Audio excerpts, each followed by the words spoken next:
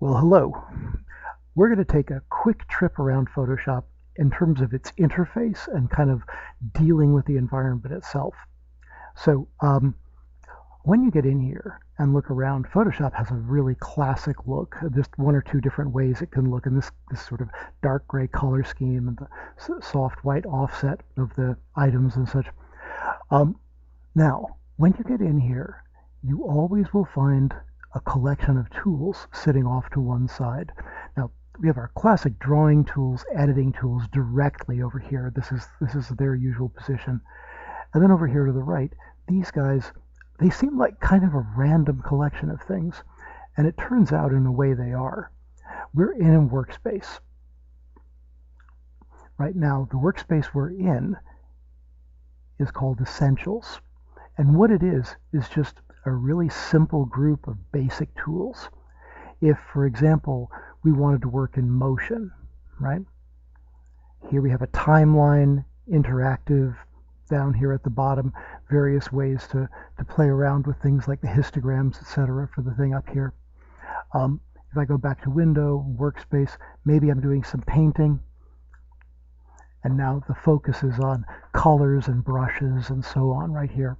So there's different areas of focus that Photoshop leans toward, and you don't need all the tools present all the time. In fact, you really would not know what the hell to do with them. So if things ever get a little weird, like it's pretty common to need to drag things out from time to time, right, and kind of decide where things should be sitting for you. And when that's done, if you want to clean up, you could think naturally that you have to drag these things back and kind of position them one by one. But that same menu, Window, Workspace, simply allows us to choose any one we want and drop back into it.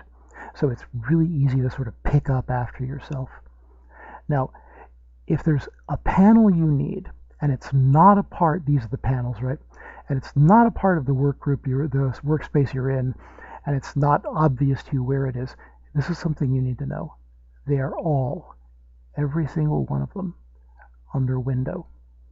So if you're missing something, this is where you come find it.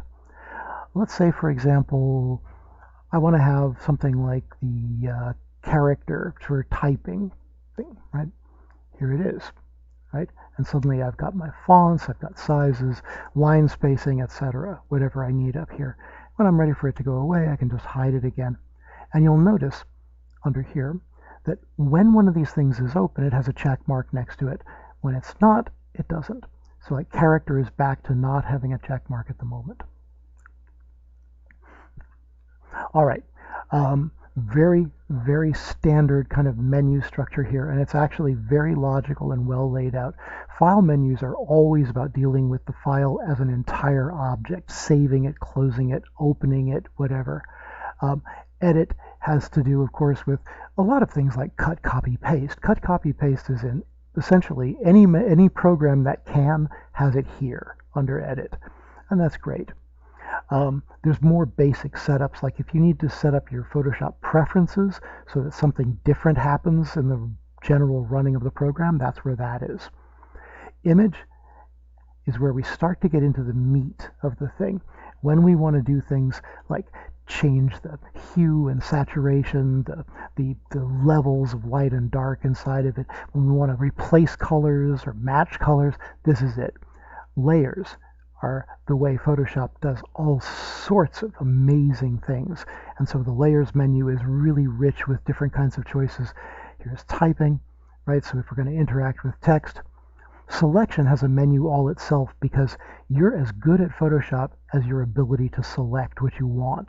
And so that's a skill you need to polish and get just right. Filter is full of fun toys and so on.